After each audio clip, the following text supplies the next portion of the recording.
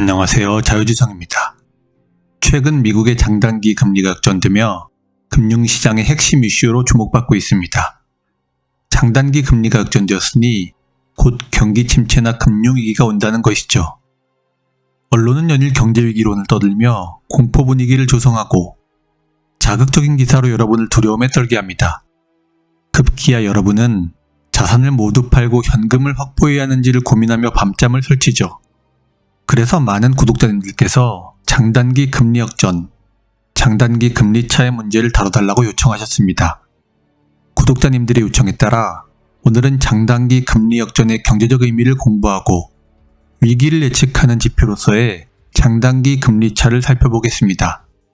먼저 개념을 공부하고 장단기 금리의 역전, 그리고 채권 가격과 시장 금리의 관계를 살핀 후 장단기 금리 차 데이터를 통해 경기 침체의 신호를 검토해 보겠습니다. 먼저 금리란 무엇인가요? 그렇죠. 이자율입니다. A가 B에게 돈을 빌려줄 때 받아야 하는 이자율이 금리가 됩니다. 이 말은 B가 A에게 돈을 빌릴 때 갚아야 하는 이자율이 금리라는 말과 같습니다.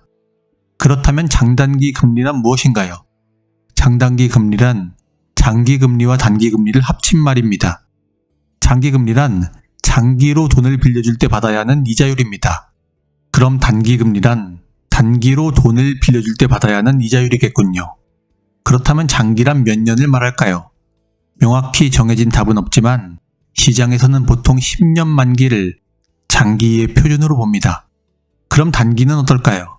시장에서는 2년 만기를 보통 단기의 표준으로 봅니다. 반면 중앙은행에서는 보통 3개월을 단기의 표준으로 봅니다. 정리해보죠. 장기금리란 보통 시장에서 10년 만기로 돈을 빌려줬을 때 받는 이자율을 말한다. 단기금리란 보통 시장에서 2년 만기로 돈을 빌려줬을 때 받는 이자율을 말한다. 중앙은행은 3개월을 단기로 본다. 그런데 시장에서 돈을 빌려주거나 빌릴 때 기준이 되는 금리는 무엇일까요?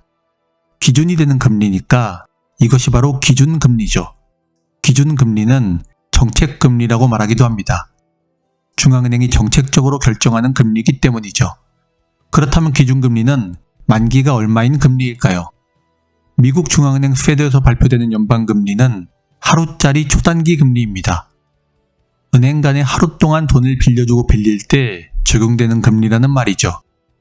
그리고 우리나라의 중앙은행인 한국은행에서 발표되는 기준금리는 일주일짜리 초단기 금리입니다. 중앙은행은 초단기 금리인 기준금리를 통해 시장의 금리를 컨트롤하게 되죠. 무슨 말인지 쉬운 예를 통해 공부해 봅시다. 갑돌이가 갑순이에게 돈을 빌리고자 합니다. 오늘 당장 100만 원이 필요했죠. 그런데 일주일 뒤가 월급날이고 현금이 떨어진 겁니다. 그래서 갑순이에게 일주일 뒤가 월급날이니 돈을 빌려달라고 했죠. 갑순이는 일주일 뒤에 돈을 받을 수 있으니 돈을 떼일 염려는 없을 겁니다. 그래서 100만 원을 빌려주기로 하고 대신 갑돌이에게 밥을 한 끼 사라고 말합니다. 이 정도는 통상적으로 많이 있는 일이죠. 밥 한 끼가 얼마인가요? 요즘은 물가가 올라 갈비탕도 15,000원 정도 하죠. 그렇다면 100만 원을 빌려주고 15,000원의 이자를 받는 것과 같으니 금리가 1.5%인 셈이죠. 이처럼 일주일 동안 돈을 빌리는 기준금리가 1.5%라고 해봅시다. 그런데 이번에는 갑돌이가 일주일이 아니라 3개월 동안 돈을 빌리는 경우를 가정해보죠. 그러면 상식적으로 생각해서 일주일 빌려줄 때와 3개월 빌려줄 때 어느 경우에 이자를 더 많이 받아야 되겠습니까? 그렇죠. 당연히 3개월입니다. 왜 그럴까요? 갑순이가 100만 원을 3개월 동안 빌려주면 갑순이는 3개월 동안 100만 원을 못 쓰게 되니 돈이 묶이게 되는 대가를 받는 게 당연한 겁니다. 그래서 갑순이는 일주일 동안 돈을 빌려줄 때 이자보다 프리미엄을 조금 더 붙여서 이자를 받는 게 합리적이죠. 즉 일주일 동안 돈을 빌려줄 때 받는 이자율이 기준금리라면 3개월 동안 돈을 빌려줄 때는 기준금리에 프리미엄을 붙여서 이자를 받는 게 맞다는 겁니다. 이와 같은 이자의 프리미엄은 일정 기간 동안 돈이 묶이게 되는 보상으로 받는 프리미엄이죠. 그래서 이 프리미엄을 기간 프리미엄이라고 합니다. 그렇다면 돈을 3개월 동안 빌려주며 받는 이자는 기준금리 플러스 기간 프리미엄이 되겠군요. 즉 3개월 금리는 3개월 동안 돈이 묶이는 기간 프리미엄을 더 받으니 일주일 금리인 기준금리보다 더 높게 되는 것입니다. 보시는 그래프는 채권 시장의 3개월 금리를 나타내고 있습니다. 3개월 금리는 1.66%로 한국은행 기준금리 1.5%보다 약간 높죠. 기준금리보다 0.16%가 더 높은데 이것이 3개월 동안 빌려준 돈이 묶이는 대가로 받는 기간 프리미엄인 것입니다. 그럼 이번에는 갑돌이가 갑순이에게 2년 동안 돈을 빌린다고 해보죠. 여러분이 갑순이라면 일주일도 아니고 3개월도 아니고 무려 2년 동안 돈을 빌려주는데 3개월 돈을 빌려줄 때와 같은 금리로 이자를 받으시겠습니까? 말도 안 되죠. 내 돈이 무려 2년 동안 묶이게 되는데 이자를 더 많이 받아야 하는 것은 당연한 겁니다. 그래서 이자의 기간 프리미엄이 더 올라가게 되는 것이죠. 그런데 기간 프리미엄을 다른 측면에서 생각해 봅시다. 여러분이 2년 만기로 돈을 빌려준다는 것은 2년 동안 빌려준 돈이 묶이는 거라고 했습니다. 그런데 2년 안에 갑돌이가 실직을 하면 어떻게 될까요?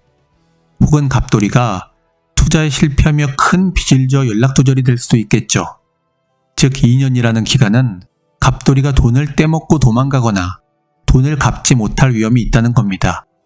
일주일 동안 돈을 빌리고 월급을 타서 바로 빌린 돈을 갚을 때는 그런 위험이 거의 없을 겁니다. 그래서 돈을 일주일 빌려줄 때와 2년 빌려줄 때는 돈을 빌려주는 사람이 감수해야 할 위험의 크기가 다르다는 것이죠. 다시 말해 돈을 더 장기간 빌려줄수록 예상치 못한 사태로 인해 돈을 받지 못할 위험이 더 커진다는 것입니다. 따라서 여러분이 돈을 단기로 빌려줄 때보다 장기로 빌려줄 때 위험이 더 커지니 그 위험을 감수하는 대가로 더 많은 이자를 받아야 하는 것은 당연한 겁니다. 이 보상을 경제학에서는 위험 프리미엄이라고 합니다. 경제방송에서는 흔히 리스크 프리미엄이라고 말하죠. 그래프를 보겠습니다. 채권 시장에서 2년 만기 금리를 나타내는 국채 2년물 그래프입니다. 금리가 2.76%를 나타내고 있죠. 조금 전에 우리는 3개월물 금리가 1.66%라는 것을 확인했습니다. 3개월 만기 금리보다 2년 만기 금리가 더 높은 것입니다. 그 이유는 무엇일까요? 우리가 배운 것처럼 돈을 더 오래 빌려주니 그 기간 동안 돈이 묶이는 대가로 받아야 하는 기간 프리미엄이 더 붙었기 때문이죠. 또한 2년 동안 돈을 빌려주니 3개월 빌려줄 때보다 돈을 받지 못할 위험도 더 커지게 된다고 했습니다. 그래서 돈을 받지 못할 그 위험을 감수하는 대가로 받게 되는 위험 프리미엄, 즉 리스크 프리미엄이 더 커지기 때문입니다. 그리고 이와 같은 기간 프리미엄 또는 리스크 프리미엄은 일반적으로 돈을 장기로 빌려줄 때 더 커지겠죠. 2년 빌려줄 때보다 10년 빌려줄 때 기간 프리미엄과 리스크 프리미엄은 더 커질 것입니다. 돈이 더 오래 묶이고 돈을 받지 못할 위험이 더 커지기 때문이죠. 그래서 2년 만기로 돈을 빌려줄 때보다 10년 만기로 돈을 빌려줄 때 받아야 할 보상이 더 커야 한다. 즉 2년 만기 금리보다 10년 만기 금리가 더 높아지게 되는 것은 상식적으로 당연하다는 말입니다. 이처럼 상식으로 생각해보면 장단기 금리 결정의 구조를 쉽게 이해할 수 있습니다. 이제 우리가 공부한 것을 수식으로 복습해보죠. 한국은행의 기준금리는 일주일짜리 금리라고 했습니다. 그러면 3개월 만기의 채권 금리는 어떻게 나타낼 수 있을까요? 일주일짜리 기준금리에 돈을 더 오래 빌리는 대가, 즉 기간 프리미엄이 더해져야겠죠. 다른 표현으로 하면 일주일짜리 기준금리에 돈을 더 오래 빌려주며 감수해야 되는 위험의 대가, 즉 리스크 프리미엄이 더해져야겠죠. 그래서 3개월물 채권 금리는 기준금리 1.5%에 기간 프리미엄 또는 리스크 프리미엄 0.16%가 더해져 1.66%가 되는 것입니다. 이제 연습을 했으니 2년물 금리의 구조를 수식으로 표현해보죠. 2년 만기 금리는 3개월 만기로 돈을 빌려줄 때보다 1년 9개월이나 더 오래 돈을 빌려주죠. 그래서 3개월 만기 금리에 돈을 더 오래 빌려주는 대가, 즉 기간 프리미엄이 붙어야 될 겁니다. 또는 3개월 만기 금리에 돈을 1년 9개월이나 더 오래 빌려주며 감수해야 되는 위험의 대가, 즉 리스크 프리미엄이 붙어야 될 겁니다. 따라서 2년물 금리는 3개월물 금리 1.66%에 기간 프리미엄 또는 리스크 프리미엄 1.1%가 더해져 2.76%가 되는 것입니다. 이처럼 단기금리와 장기금리를 비교해보면 장기금리는 단기금리의 기간 프리미엄 또는 리스크 프리미엄이 더해지므로 장기금리가 단기금리보다 높은 것이 정상이라는 겁니다. 이는 여러분의 은행 거래를 통해서도 이해할 수 있습니다. 여러분의 2년 만기 적금금리와 10년 만기 담보대출 금리를 비교해보면 되죠. 어느 금리가 더 높은가요? 당연히 10년 만기 담보대출 금리가 높죠. 이제 여러분은 왜 10년 만기 금리가 더 높은지 이해가 될 겁니다. 돈을 빌려준 은행은 10년 동안 돈이 묶이게 되니 그 기간 동안의 보상으로 프리미엄을 받아야 하고 이것이 기간 프리미엄이다. 그리고 10년 동안 돈을 빌려주니 돈을 돌려받지 못할 위험을 감수해야 하죠. 이를 보상하는 것이 리스크 프리미엄이라고 했습니다. 이제 우리가 공부한 것을 그래프로 나타내 봅시다. 가로축을 만기, 즉 기간이라고 하고 세로축을 금리, 즉 이자율이라고 해보죠. 우리가 배운 바에 따르면 단기 금리는 이율이 낮고 장기 금리는 이율이 높다고 했습니다. 따라서 기간에 따른 금리 곡선은 우상향하는 그래프로 나타낼 수 있을 겁니다. 보시는 것처럼 우상향 그래프는 단기에는 이자율이 낮고 장기에는 이자율이 높아지죠. 이것이 정상적인 금리, 즉 이자율 곡선의 모습이라 하겠습니다. 그런데 금리는 돈을 빌려줄 때 받는 이자율이라 했으므로 다르게 말하면 돈이라는 재화를 이용해 거둘 수 있는 수익률이라고 볼 수 있습니다. 돈을 빌려줘 2%의 이자를 받았다면 돈이라는 재화를 이용해 거둔 수익률이 2%라는 것이죠. 한편 돈을 빌려줬다는 것을 나타내는 증서를 우리는 채권이라 합니다. 따라서 돈을 빌려준 사람은 채권을 가지게 되는 것이죠. 그렇다면 돈을 빌려준 사람이 받는 이자율은 채권을 가진 사람이 받는 이자율과 같은 말이고 채권의 수익률과 같은 말이 되는 것입니다. 그래서 이렇게 정리할 수 있습니다. 금리, 이자율, 돈의 수익률, 채권의 이자율, 채권의 수익률은 같은 말이다. 다시 한번요. 금리, 이자율, 돈의 수익률, 채권의 이자율, 채권의 수익률은 같은 말이다. 그래서 금리 곡선은 이자율 곡선이고 다른 말로는 돈의 수익률 곡선, 즉 돈을 빌려준 층표인 채권의 수익률 곡선입니다. 그런데 수익률을 영어로는 뭐라고 하나요? yield라고 하죠. 곡선은 영어로 curve라고 합니다. 따라서 금리 곡선은 채권의 수익률 곡선이며 이를 영어로 하면 yield curve가 되겠죠. 이제 경제방송에서 자주 등장하는 개념 yield curve라는 말이 이해가 되시겠죠. 간단히 말해 기간에 따른 금리 그래프인 것입니다.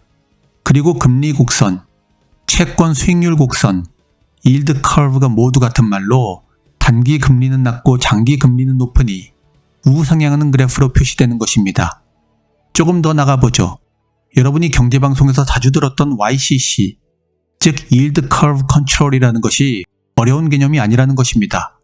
yield curve는 금리 곡선, 즉 채권의 수익률 곡선이라고 했죠. 따라서 YCC, 즉 yield curve를 컨트롤한다는 것은 채권의 수익률 곡선, 즉 금리 곡선을 움직여 제어하는 정책인 겁니다. 중앙은행이 말이죠. YCC에 대해서는 나중에 더 다룰 기회가 있을 것으로 보고 오늘은 개념만 이해를 해둡시다. 우리는 이로써 기준금리, 단기금리, 장기금리에 대해서 배웠고 금리 곡선과 같은 말인 채권의 수익률 곡선이 왜 우상향하는 그래프로 나타나는지를 이해했습니다. 바로 장기금리가 단기금리보다 높은 것이 정상이기 때문이죠. 그런데 시장에서 이상한 일이 일어납니다. 장기금리가 단기금리보다 높은 것이 정상인데 두 금리의 관계가 역전되어 단기금리가 장기금리보다 높아진 겁니다. 이것이 바로 장단기 금리의 역전현상입니다. 이러한 장단기 금리 역전이라는 이상현상은 왜 발생하는 것일까요? 이를 이해하기 위해서는 채권 가격과 채권 금리의 관계를 먼저 공부해야 합니다. 채권이란 뭐라고 했죠? 돈을 빌려준 것을 나타내는 증서라고 했죠. 그래서 채권에는 만기일과 원금, 표면금리, 발행기관이 적힙니다. 발행기관은 돈을 빌린 주체를 말합니다. 채권을 발행했다는 것은 돈을 빌리면서 그 증표로 채권을 넘겨줬다는 얘기죠. 그 빌린 돈이 원금이며 이를 채권의 액면가라고 부릅니다. 그리고 표면금리란 돈을 빌려준 사람에게 지급해야 할 금리입니다. 그리고 만기일이란 빌린 돈을 갚아야 할 기간이죠. 이제 예를 들어 봅시다. 갑돌이가 이자 연 3%, 1년 뒤에 갚는 조건으로 갑순이에게 1,000만 원의 돈을 빌린 경우를 가정합시다. 갑돌이는 돈을 빌렸다는 증표로 갑순이에게 채권을 줘야 할 겁니다. 이것이 채권의 발행이죠. 채권을 받아 소유한 갑순이는 갑돌이에게 1,000만 원의 돈을 빌려준 채권자요. 갑돌이에게 원금과 이자를 받을 채권자인 것입니다. 갑돌이가 1,000만 원을 빌렸으니 그 채권에는 원금 1,000만 원이 액면가로 기재되어 있을 것이며 발행기관은 갑돌이, 표면금리는 연 3%, 만기일은 1년이라고 적히게 될 겁니다. 그런데 갑순이가 급전이 필요해졌습니다. 문제는 보유한 현금이 다 떨어졌다는 것이죠. 갑순이가 가진 것은 오직 갑돌이에 대한 채권뿐입니다. 그런데 갑순이는 갑돌이에게 돈을 당장 갚으라고 할 수 없죠. 왜냐하면 1년 뒤에 갚는 것으로 약정이 되어 있으니 갑돌이는 1년 전에는 갚을 의무가 전혀 없는 것입니다. 따라서 갑순이가 현금을 얻으려면 이 채권을 시장에서 팔 수밖에 없을 겁니다. 갑순이는 친구 미자에게 이 채권을 1,000만 원에 사라고 제안합니다. 그런데 미자가 가만 보니 만기 1년의 표면금리 4%, 액면가 1,000만 원의 A채권이 시장에 나와 있는 겁니다. 그러면 미자가 갑순이의 채권을 1,000만 원에 살 이유가 있나요? 전혀 없죠. 갑순이의 채권은 이자를 3% 주는데 시장에 4%의 이자를 주는 다른 채권이 있으니까요. 당연히 이자를 더 주는 A채권을 사는 게 맞는 겁니다. 따라서 시장에서 거래되는 1년 만기 채권의 금리가 4%, 즉 시장금리가 4%라면 갑순이가 소유한 금리 3%의 채권을 1,000만 원에 팔 수 없을 겁니다. 그러니 채권을 팔려면 가격을 내려야겠죠. 갑순이는 돈이 필요했으므로 자신의 1,000만 원짜리 채권을 990만 원에 팔겠다고 제안합니다. 그렇다면 미자는 990만 원을 주고 갑순이의 채권을 사는 게 나을까요? 아니면 1,000만 원을 주고 4% 이자를 주는 A채권을 사는 게 나을까요? 한번 계산해보죠. 미자가 990만 원에 갑순이의 채권을 샀을 경우 미자는 1년 뒤에 갑돌이에게 원금인 액면가 1,000만 원과 3%의 표면이자 30만 원을 합한 1,030만 원을 받을 겁니다. 990만 원의 채권을 사서 1,030만 원을 받았으니 총 40만 원의 이익을 얻게 되죠. 990만 원을 투자해서 40만 원의 이익. 그럼 수익률은 4.04%가 됩니다. 그럼 A채권을 사는 경우는 어떨까요? 미자가 1,000만 원의 A채권을 살 경우 1년 뒤에 채권 발행기관으로부터 액면가 1,000만 원과 4%의 표면이자 40만 원을 합한 1,040만 원을 받을 겁니다. 1,000만 원을 투자해 40만 원의 이익. 따라서 수익률은 표면금리 그대로 4%가 되죠. 그래서 미자는 A채권을 사는 것보다 갑순이의 채권을 사는 것이 더 이득입니다. 갑순이의 채권을 사는 경우 수익률은 4.04%, A채권을 사는 경우 수익률은 4%니까요. 결국 갑순이는 자신의 채권을 1,000만 원보다 하락한 990만 원의 시장에 내놓으면 팔 수 있게 된다는 계산이 나오는 겁니다. 갑순이의 채권 가격은 왜 하락했나요? 시장에서 거래되는 채권들의 금리, 즉 시장금리의 영향을 받았기 때문이죠. 다시 말해 시장에서 얻을 수 있는 채권 수익률, 즉 채권의 시장금리가 오른 결과 갑순이의 채권을 팔 수 있는 시장 가격은 하락했다는 것입니다. 그래서 우리는 채권의 가격과 시장금리의 관계에 대한 결론을 내릴 수 있습니다. 시장의 채권금리가 높아지면 기존 채권에 대한 시장 가격은 하락한다. 다시 말해 시장금리가 오르면 채권의 시장 가격은 하락하는 관계가 성립하게 됩니다. 즉 시장금리와 채권의 시장 가격은 반비례한다는 것이죠. 보시는 그래프는 시장금리와 채권 가격의 반비례 관계를 나타내고 있습니다. 시장금리가 높아지면 채권의 가격은 낮아지고 시장금리가 낮아지면 채권의 가격은 높아지는 것입니다. 반대로 채권의 가격이 낮아지면 시장금리가 높아지고 채권의 가격이 높아지면 시장금리는 낮아지는 관계도 같은 말이죠. 이제 채권 가격과 채권 시장금리의 반비례 관계를 이해했으니 다시 장단기 금리 역전으로 돌아갑시다. 장기금리가 단기금리보다 높은 정상의 상태에서 단기금리가 장기금리보다 높아지는 역전이 나오려면 장단기금리가 어떻게 변해야 할까요? 먼저 단기금리가 높아져야겠죠. 그리고 장기금리가 낮아져야 할 겁니다. 그래야 보시는 것처럼 단기금리가 장기금리보다 높아지는 장단기 금리의 역전이 나오게 됩니다. 그럼 다시 정상의 수익률 곡선으로 돌아가 단기금리부터 살펴보죠. 단기금리가 높아져야 한다. 그런데 단기금리를 컨트롤하는 것은 무엇인가요? 단기금리는 초단기금리인 기준금리에 기간 프리미엄이 더해진 거라고 배웠죠. 따라서 기준금리가 움직이면 단기금리가 기준금리에 따라 움직이게 될 겁니다. 그래서 중앙은행이 기준금리를 인상하면 단기금리도 인상되고 기준금리를 내리면 단기금리도 내려갑니다. 다시 말해 단기금리는 현재 시점에 가까운 초단기금리인 기준금리를 유사하게 추종하게 되죠. 그러므로 기준금리가 인상되면 단기금리가 인상되고 특히 기준금리가 크게 오를 것이 확실하다면 시장의 단기금리는 그 전망을 선반영하며 크게 오르게 됩니다. 정말 그런지 그래프를 통해 확인해 봅시다. 보시는 그래프 중 파란색 차트는 2년물 국채금리, 빨간색 차트는 기준금리를 의미합니다. 두 그래프가 거의 동일하게 움직이는 것을 확인할 수 있죠. 단기금리의 표준인 2년물 국채금리는 초단기금리인 기준금리를 추종한다는 것입니다. 그런데 최근 시장에서의 단기금리를 보면 이상한 일이 벌어지고 있죠. 동그라미를 확대해 보겠습니다. 2년물 단기금리가 기준금리에 비해 훨씬 높은 수준으로 뛰어오르고 있는 겁니다. 이건 무슨 말인가요? 시장은 이미 기준금리의 급격한 인상, 즉 빅스텝을 이미 확실하다고 전망하며 시장금리에 반영하고 있다는 것입니다.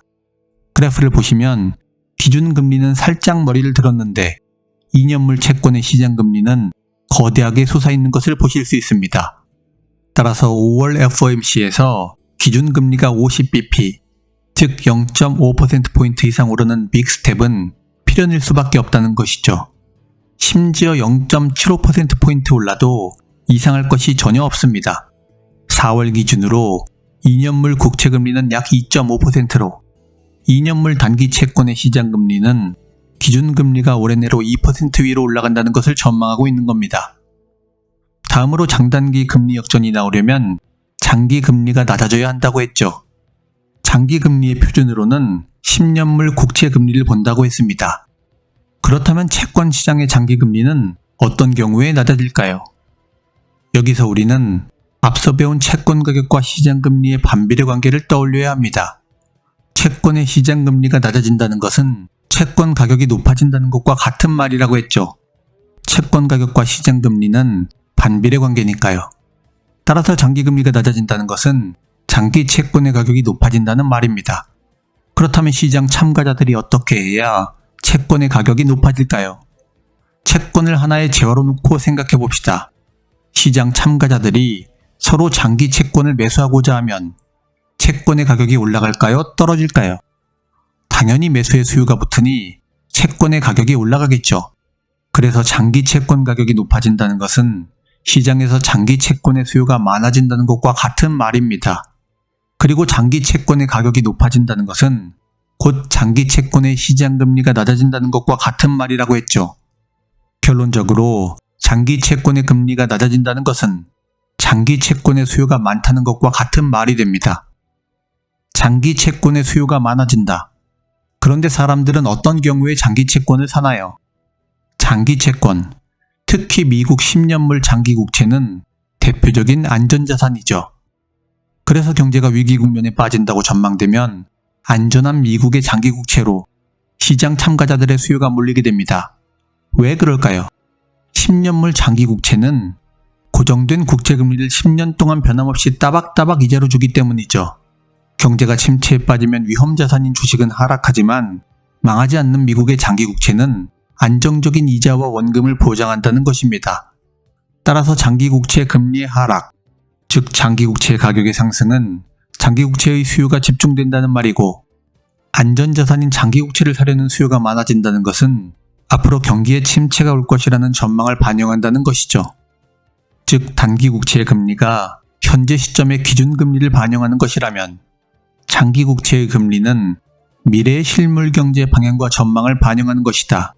이렇게 정리할 수 있겠습니다. 결국 단기 금리가 높아지고 장기금리가 하락하며 장단기 금리가 역전된다는 것은 경기 침체의 전조라는 것입니다. 이제 역사적으로 장단기 금리가 역전된 시기를 확인해보죠. 장단기 금리의 역전이란 단기 금리가 장기 금리보다 높아지는 것이라고 했습니다. 단기 금리가 장기 금리보다 높다는 것을 수식으로 나타내면 보시는 것과 같은 부등호가 되겠죠. 여기서 수학을 해봅시다. 단기 금리를 왼쪽으로 이항을 해보죠. 그러면 장기 금리 마이너스 단기 금리는 0보다 작다는 부등식이 만들어집니다. 따라서 장단기 금리 역전이란 단기 금리가 장기 금리보다 높아지는 것이고, 이는 장기 금리와 단기 금리의 차가 0보다 작을 때라는 말과 같은 것입니다. 드디어 장기 금리와 단기 금리의 차, 즉 장단기 금리 차라는 말이 나왔군요. 장단기 금리 차가 0보다 작을 때 장단기 금리가 역전되는 것이다. 그리고 장기 금리의 대표격은 10년물 국채금리, 단기 금리의 대표격은 2년물 국채금리라고 했습니다. 따라서 장단기 금리 차란 10년물 국채금리에서 2년물 국채금리를 뺀 값이 될 것이며, 이 값이 0보다 작을 때 통상 장단기 금리의 역전이 일어났다고 말하는 것입니다. 다시 한번 복습하며 이번에는 반대로 생각해 보겠습니다. 10년물 국채금리 마이너스 2년물 국채금리는 0보다 작다. 그런데 10년물 국채금리는 장기금리를 대표하고 2년물 국채금리는 단기금리를 대표한다. 따라서 10년물 국채금리는 곧 장기금리, 2년물 국채금리는 곧 단기금리로 바꿔 표현할 수 있다.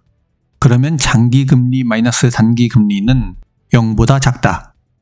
여기서 단기 국채금리를 오른쪽으로 이항해보죠.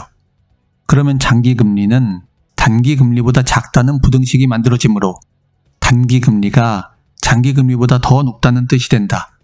그런데 장기금리가 단기금리보다 높은 것이 금리 곡선상 정상적인 모습이므로 단기금리가 장기금리보다 높다는 것은 바로 장단기 금리 역전을 의미한다. 이렇게 정리할 수 있겠습니다.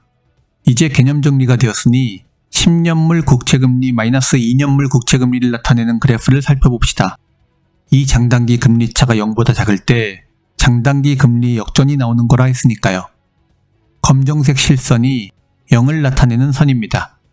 따라서 그래프가 0에 닿거나 0보다 작을 때가 장단기 금리 역전이 일어났을 때를 나타냅니다. 2년물 미국채 금리를 집계하기 시작한 것은 1976년입니다. 따라서 그래프는 1976년부터 2022년 지금까지의 장단기 금리차를 나타냅니다. 1976년 이래 장단기 금리차가 0보다 작았던 때는 8번이라는 것을 알 수 있습니다. 이때가 장단기 금리 역전이 발생한 때죠. 그런데 그래프에서 주목할 점은 장단기 금리차의 역전이 발생한 이후 언제나 회색음영이 따라온다는 것입니다. 회색음영이 나타내는 것은 무엇일까요? 회색음영은 바로 경기 침체 국면을 나타냅니다. 그래서 장단기 금리차가 0에 도달하고 마이너스가 되며 장단기 금리가 역전되었을 때는 얼마 후에 경기 침체가 발생했다는 결론에 도달하게 되는 것이죠. 이와 같은 이유로 인해 최근 4월 장단기 금리가 역전되자 모든 언론이 일제히 경기 침체 경제 위기가 온다, 아래 공포가 온다, 이런 기사를 쏟아내고 있는 것입니다. 주가는 하락하며 조정기에 들어섰으며 사람들은 경제 위기의 공포감에 주식을 팔아치우고 부동산을 팔며 시장을 떠나고 있죠. 장단기 금리 역전이 경기 침체 또는 경제 위기의 가장 유력한 지표라는 겁니다. 왜 장단기 금리 역전이 경기 침체의 신호가 될까요? 앞서 장기 채권의 금리를 설명하며 잠시 말씀드렸지만 장단기 금리차라는 개념으로 다른 측면에서 살펴보죠. 경기가 호황이라는 것은 투자가 활발히 이루어지며 기업이 생산을 증가시킨다는 의미입니다. 그런데 투자에 필요한 것은 무엇인가요? 바로 돈이죠. 그 돈을 공급해주는 곳이 어디입니까? 바로 은행입니다. 기업은 회사채를 발행해 은행으로부터 돈을 빌려 투자를 늘리는 것입니다. 그리고 투자가 늘어나면 고용이 늘어나죠. 고용이 늘어나면 근로자들의 수입이 늘어나고 수입이 늘어나면 소비가 늘어납니다. 소비가 늘어난다는 것은 수요가 증가한다는 거죠. 따라서 수요가 늘어나니 다시 기업의 생산이 늘어나야겠죠. 이와 같은 경제의 선순환을 위해 필요한 것은 은행이 돈을 원활하게 빌려주는 것입니다. 은행이 공급하는 돈이 곧 경제의 피와 같은 역할을 한다는 것이죠. 그런데 은행이 기업에 빌려주는 돈은 어디에서 나올까요? 바로 여러분의 예금에서 나옵니다. 그래서 여러분이 은행에 예금을 하는 행위는 은행에 돈을 빌려주는 것과 같은 거죠. 은행은 여러분에게 돈을 빌려 단기 금리의 예금 이자를 주면서 그 돈을 굴리는 것입니다. 어떻게 굴릴까요? 금리가 더 높은 장기 금리로 기업과 개인에게 빌려주는 것이죠. 그래서 장기 금리로 빌려준 돈에서 이자를 받아 그 이자 중에서 여러분에게 단기 금리의 싼 이자를 준 후 남은 돈이 바로 은행의 수익원입니다. 이것이 은행의 수익원인 예금 이자와 대출 이자의 마진, 예대 마진이라고 하는 것입니다. 즉 은행은 여러분에게 단기 금리로 자금을 조달해 장기 금리로 대출을 해주며 그 차이로 수익을 얻기 때문에 반드시 단기 금리가 낮고 장기 금리가 높아야 합니다.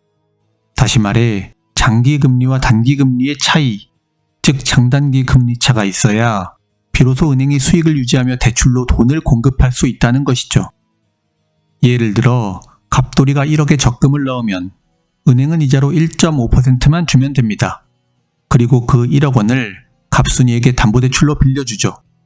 담보대출 이자가 4%라고 하면 갑순이에게 4%의 이자를 받아 여러분에게 1.5%의 적금 이자를 주는 것입니다. 결국 은행은 1억에 대한 2.5%의 금리 차익을 얻게 되는 것입니다. 이것이 바로 예금 이자와 대출 이자의 차이, 즉 예대 마진인 것이죠. 그런데 예금 이자는 단기 금리, 대출 이자는 장기 금리죠. 따라서 예대 마진이라는 은행의 수익원은 장단기 금리차를 이용한 것이라는 말입니다. 그런데 장단기 금리차가 0이 되었다고 해보죠. 이 말은 장단기 금리차가 없다는 것입니다.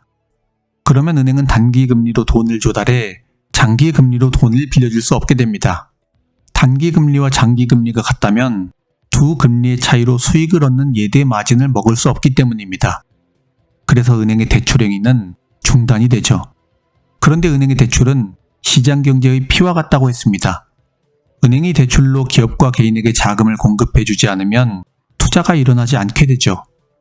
그리고 투자가 일어나지 않으면 기업의 생산이 줄어들며 고용도 줄어들 수밖에 없다는 것입니다. 따라서 장단기 금리차가 0이 되거나 마이너스가 되면 은행이 예대 마진을 활용해 시장의 각 영역에 돈을 공급해 줄 수 없으므로 결국 경제가 불황에 빠지는 것이죠. 기업과 개인이 은행으로부터 돈을 빌릴 수 없으니 자금 경색이 발생하게 되고 대금 결제를 하지 못하게 되는 상황이 오면 신용이 부족한 기업과 개인은 부도가 나게 된다는 것입니다. 그리고 산업은 모두 연결되어 있으니 은행이 돈을 원활하게 대출해주지 않으면 기업의 연쇄 부도로 이어질 수도 있는 것이죠. 따라서 경제가 성장하고 침체에 빠지지 않기 위해서는 은행이 기업과 개인에게 돈을 빌려주며 원활히 공급될 수 있도록 장단기 금리차가 플러스로 유지되어야 하는 것입니다. 즉 장단기 금리차가 클수록 은행의 예대 마진이 커지니 은행은 경제의 곳곳으로 원활하게 유동성을 공급해주며 투자가 활성화되고 경제가 살아난다는 것입니다. 반면 장단기 금리차가 없거나 마이너스가 되면 은행이 대출을 하면 할수록 손해가 나므로 경제에 자금이 공급되지 않는다는 것이죠. 그렇기 때문에 장단기 금리의 역전, 즉 장단기 금리차가 0이나 마이너스가 되면 이는 곧 자금 경색으로 이어지기에 경기 침체 혹은 경제 위기로 전이된다는 것입니다. 우리는 오늘 경제 위기를 전망하는 위험의 신호를 살폈습니다. 바로 장단기 금리 역전, 다른 말로 하면 장단기 금리차가 없어지는 것이 경기 침체의 신호라는 것이죠. 역사적으로도 1976년부터 지금까지 10년물 국채금리와 2년물 국채금리의 차가 0이나 마이너스가 되었을 때, 즉 장단기 금리의 역전이 나왔을 때는 일정 기간 후에 경기 침체가 왔다는 것을 확인했습니다. 그렇다면 2022년 4월 장단기 금리 역전이 나왔으므로 이제 우리는 경제 위기를 전망하며 자산시장을 탈출하고 현금을 확보해야 하는 걸까요? 자유지성이 올해 투자의 탑픽으로 꼽은 부동산에 대해서는 멤버십 영상을 참고해 주시기 바라며 오늘은 강의 시간의 한계로 다음 시간의 주제를 계속 이어나가겠습니다. 그럼 오늘도 긴 시간 시청해 주신 여러분께 감사드리며 자유지성은 다음 시간에 더 좋은 영상으로 여러분을 다시 찾아오겠습니다. 감사합니다.